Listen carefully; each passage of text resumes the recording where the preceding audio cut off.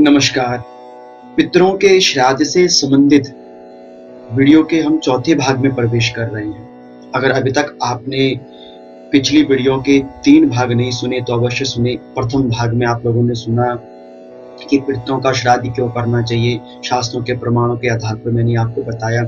दूसरे भाग में आप लोगों ने ये सुना होगा कि पितरों के श्राद्ध में तिलों की क्या महिमा है, तिलों की उत्पत्ति कैसी हुई, इसके विषय में आपने वीडियो के दूसरे भाग में। तीसरे भाग में आपने सुना कि श्राद्ध करने का उचित समय कौन सा होता है। और इस वीडियो के चौथे भाग में अब आप लोग सुनेंगे कि श्राद्ध वाले दिन क्या कौवे को रोटी या भोजन जो हम देते हैं इसके पीछे क्या प्रमाण है, क्या शास्त्रीय प्रमाण है, क्या कहती है हमारी सनातन पद्धति, इसके विषय में हम लोग बड़ी ध्यानपूर्वक समझेंगे।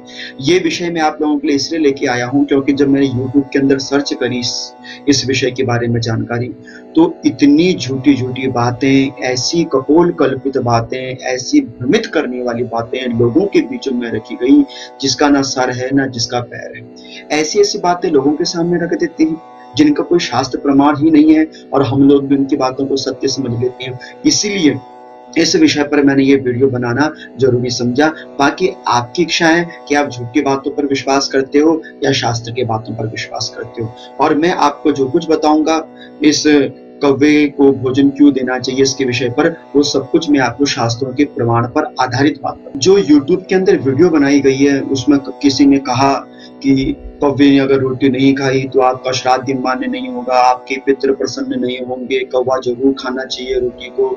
ऐसे अनेक प्रकार की ऐसी भ्रमित करने वाली बातें जिसको देखकर मुझे बड़ा दुख लगा कि हमारे सनातन धर्म के अंदर लोगों के अंदर कितना भय पैदा कर दिया गया। देखिए, आप लोगों को मैं सीधी सीधी भाषा में समझाता हूँ, बताता हूँ कि कौवे को रोटी क्यों दी जाती है, किस लिए दी जाती है। क्या केवल श्राद्ध वाले ही दिन कौवे को रोटी देनी चाहिए? क्या जरूरी है कि श्राद्ध वाले ही दिन कौवे को भोजन देना है?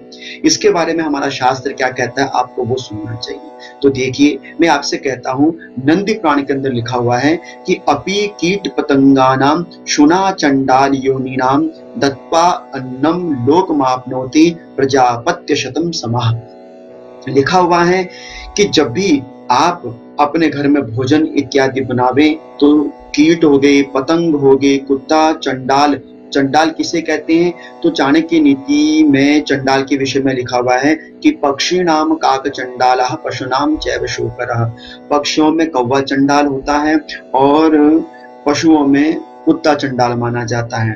तो चंडाल आदि को रोटी देने का विधान, भोजन देने का विधान, ये हमारे शास्त्रों में वर्णित है। क्योंकि आपको पता होगा हमारे सनातन धर्म के अंदर 5 यज्ञ हैं, देव यज्ञ, पितृयज्ञ, ब्रह्म यज्ञ, मनुष्य यज्ञ और भूत यज्ञ। और इन्हीं यज्ञों के अंतर्गत जो ब्रह्म यज्ञ है, ब्रह्म यज्ञ के अंदर पंच बलि का विधान आता है। अर्थात कि जब भी आप भोजन करें तो आपको इन 5 के लिए बलि निकालना अनिवार्य है, जरूरी है। एक है गौ बलि, दूसरा है स्वान बलि, तीसरा है काक बलि, चौथा है देव बलि, 5वां है पिपीलिका बलि। पिपीलिका का अर्थ होता है चींटियों के लिए। अब आप स्वयं विचार कीजिए कि हमारे शास्त्र के अंदर मात्र केवल ये नहीं बताया गया है कि आपने श्राद्ध वाले दिन ही कौवे को रोटी देनी है या भोजन देना है। कौवे को पितरों का दूध माना जाता है, ये बात हमारे बड़े बुजुर्ग हमसे कहते थे। लेकिन क्या स्पेशली श्राद्ध वाले दिन कौवे को रोटी देनी है, कुत्ते को रोटी देनी है, गाय को रोटी देनी है? तो नहीं, ये झूठ है।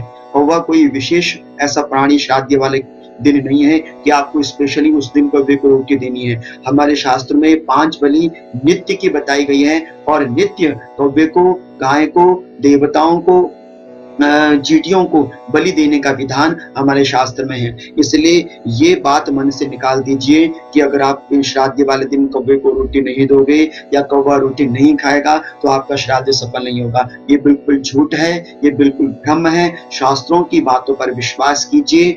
श्राद्ध वाले दिन भी कौवे को, गाय को, पिपीलिकाओं को, जो चींटियां होती हैं, देवताओं के निमित्त, पितरों के निमित्त, स्वान आदि जो बलि है हमारे शास्त्र में बताई गई है वो आपको करनी चाहिए।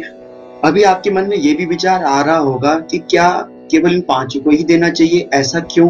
तो इसके विषय में मैं एक शोध पढ़ रहा था वैज्ञानिकों का, तो उसमें लिखा हुआ था कि इनको गाय को, कौवे को, श्वान को, पिपीलिकाओं को, देवताओं को जो हम बलि देते हैं, जो अन्न देते हैं, भोजन देते हैं, इसके पीछे एक रहस्यमय कारण बताया गया कि जो गाय है वो पृथ्वी तत्व से संबंध रखती है, जो श्वान है वो जल तत्व से, जो कौवा है वो वायु तत्व से, जो देवता है वो आकाश तत्व से, और जो पिपीलिकाएं वो अग्नि तत्व से संबंधित रखती हैं। तो इसीलिए इन बातों को भी समझकर हमको ये समझ में आता है कि यही 5 तत्व इन पांचों गौ के अंदर, काक के अंदर, श्वान के अंदर, देवताओं के अंदर और पिपीलिकाओं के अंदर प्राप्त होते हैं। इसलिए इनको पंच बलि के रूप में बलि देने का अधिकार हमारे शास्त्रों में बताया गया है। और अतः मुझे आशा रहेगी कि आपको मेरे द्वारा बताई गई ये जानकारी अच्छी लगी होगी, और यदि अच्छी लगी होगी तो आपसे निवेदन भी है कि आप चैनल को सब्सक्राइब जरूर करें, सनातन धर्म का प्रचार करें, अपने सनातन धर्म की जो अच्छाइयाँ हैं वो लोगों को बताइए, गलतियों से भ्रमित करने वाले लोगों से दूर रहिए और सब लोग खुश रहें। तब तक आप सभी लोगों की मेरी ओर से प्रणाम।